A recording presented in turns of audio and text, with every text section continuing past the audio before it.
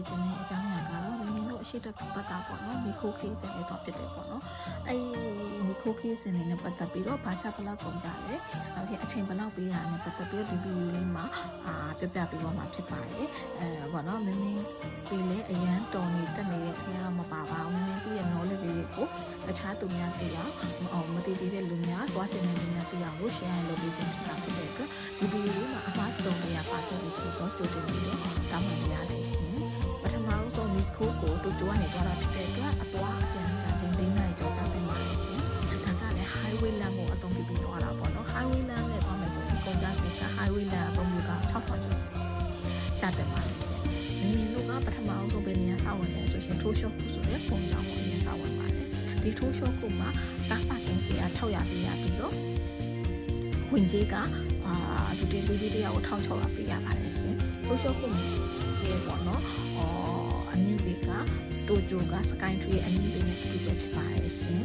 ဒါကတော့ပေါ့နော် notice အနေနဲ့ပြပြပေးခြင်းဖြစ်ပါတယ်ရှင်ဒီထိုးရှော့ကိုမှမင်းတို့ကမိနစ်30လောက်ပဲနေရပေါ့နော်အဲ့ဒါပြီးသွားတဲ့အချိန်မှာအောက်ကိုပြန်ဆင်းပြီးနတ်ဖတ်တဲ့တရားဟောဆက်ပြီးဆက်သွားတယ်ပေါ့နော်နတ်ဖတ်တဲ့တရားကကြတော့ဝင်ကြီးကတော့900ဖြစ်ပါတယ်ရှင်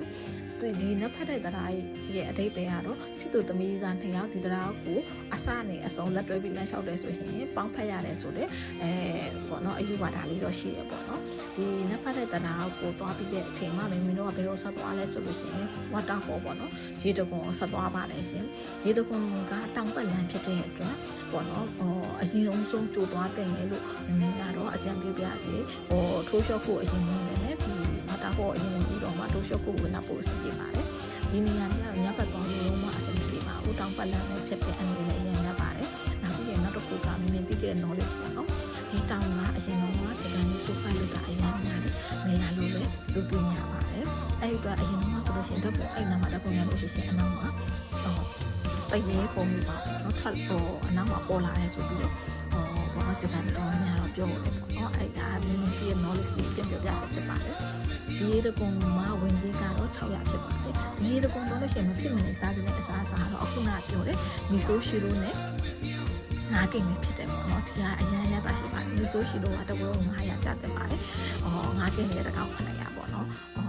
လုံးဝအဆူဆူမဲ့လောက်တဲ့အစားအစာလေးဖြစ်ပါတယ်ဒီရေတကွန်သွားတဲ့ချိန်မှာတော့ကားပါကင်ကြီးကတော့900ကျတင်တာဖြစ်ပါတယ်ရှင့်ဒီဟာပြီးသွားချိန်မှာမင်းတို့ပဲဆက်သွားလိုက်ဆိုထိုးဖို့ wall square ပေါ့နော်ထိုးဖို့ wall square ကပေါ့နော်နိုင်ငံအသီးသီးရေပေါ့နော်အထင်ကြီးနေရာတွေကိုပြသပေးထားနေရဖြစ်ပါတယ်မဖြစ်မနေပေါ့နော်ဝင်တဲ့နေရာတစ်ခုတည်းမှာလည်းပါပါတယ်သူ့ရဲ့ဝင်ကြီးကတော့လူကြီးတရားကို2600ကျတင်ပါတယ်ရှင်ကားပါကင်ကြီးကတော့900ကျတင်ပါတယ်မင်းပြောချင်တာကဒီနီကိုတော့ပေါ့နော်ကားပါကင်ကဝင်လာတဲ့ automatic ကိုယ့်ရဲ့ကားကိုဗီဒီယိုရိုက်ထားတာဖြစ်တဲ့အတွက်ကိုကားပါကင်ကြီးပေးရတဲ့အခါမှာ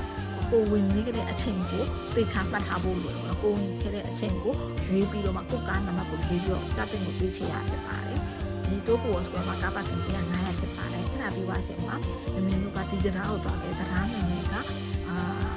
King no Tate Iwa Hashi ဆိုတဲ့နာမည်ကိုကျိုးဒရာပေါ့နော်ဒီကျိုးဒရာက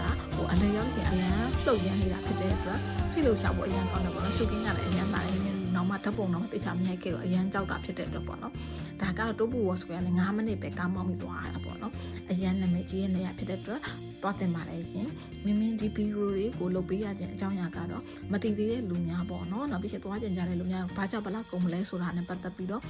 ပြပြပေးခြင်းဖြစ်ပါတယ်ရှင်မင်းတို့ကတော့တိုကျိုကိုပြန်ရောက်ခြင်းကတော့ည6နိုင်ဖြစ်ပါတယ်အားလုံးပဲအဆင်ပြေကြပါလိမ့်ရှင်